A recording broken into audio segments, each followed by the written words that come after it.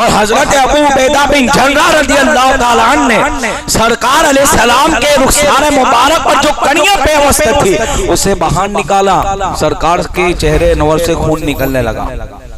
حضرت مالک کھڑے ہوئے اور حضور علیہ السلام کو تسلیم کو قریب کیا اور سارا خون چوس لیا۔ او سبحان، توجہ، اب دیکھو خون کیا ہے، حرام ہے نا، خون نکل جائے تو وضو ٹوٹ جاتا ہے، خون کے دھبے لگ جائے تو وہ کپڑے کے حوالے سے بھی دھونے کا حکم۔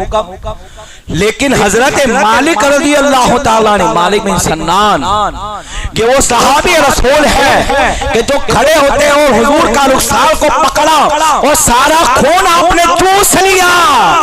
اب یہ کیا تھا، کہا یا رسول اللہ اب کیا کروں، مجھ سے رہا نہیں گیا کہ آپ کا خون نکلے اور زمین پہ پڑے، سارے خون کو اپنے پیٹ میں لے لیا۔ اور یہ تمام کتابوں کے اندر موجود ہے، حدیث کے اندر بھی موجود ہے۔ سنو، ایسی کوئی بات نہیں ہے، یہ عشق رسول تھا، سارا خون۔ اب کیا تھا، اب شریعت کا حکم کیا ہوگا؟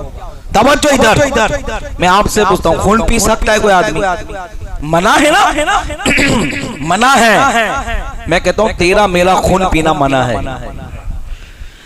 یہاں تیرے میرے جیسے انسان کی بات نہیں ہو رہی ہے، یہاں انبیاء کے سرکار اور سردار کی بات ہو رہی ہے۔ اب جب مالک بن سنان نے اس خون کو چوس لیا تو میرے آقا کہتے ہیں لوگوں سنو، اگر کسی کو جنتی دیکھنا ہو تو میرے خون پینے والے کو دیکھ لو، اس لیے کہ جس کے خون میں میرا خون چلا جائے اس کو جہنم کی آگ چھو نہیں سکتی ہے۔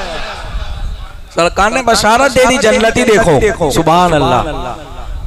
پیارے دوستو، میری آواز کسی تک پہنچے یا نہ پہنچے، کسی کے دل پر اثر کرے یا نہ کرے، میں کوشش کر کے اپنے حصے کا فرض ادا کرتا رہوں گا۔ اگر آپ کو بھی میری کوشش اچھی لگے تو اس پیغام کو اپنے دیگر دوستوں تک فیس بک اور واٹس ایپ کے ذریعے ضرور پہنچائیے گا۔